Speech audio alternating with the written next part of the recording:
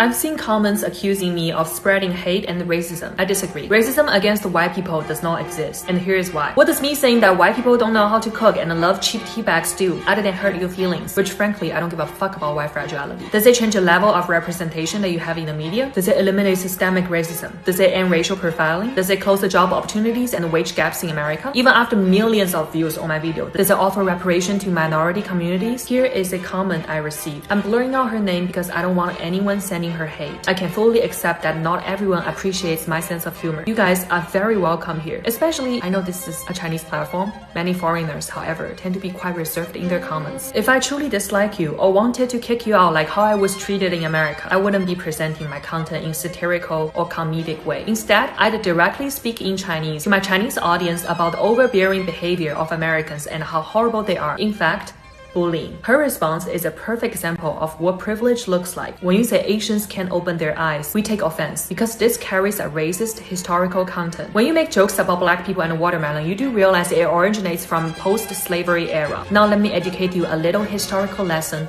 on Asian discrimination. Laws like the Chinese Exclusion Act exemplify the racial segregation and discrimination of the time. Asian immigrants were seen as outsiders or inferior. The physical traits of Asian were often used to reinforce these prejudices.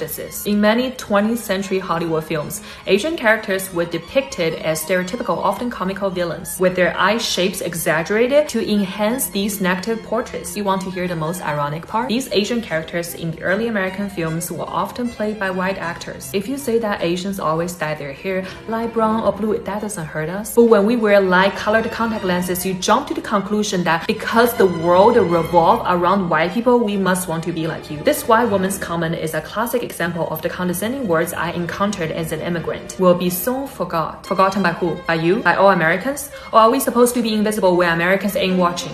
Are Americans the subject and we the object? When nobody's around, does the tree still make a sound? When Americans ain't watching, do Chinese people still exist? I know not all white people are like this, but every single one of us has faced at least one instance of racial discrimination. If you don't acknowledge that, congratulations. You are the one perpetuating racism. I'm a very kind person because I genuinely care about the underprivileged people and stray animals.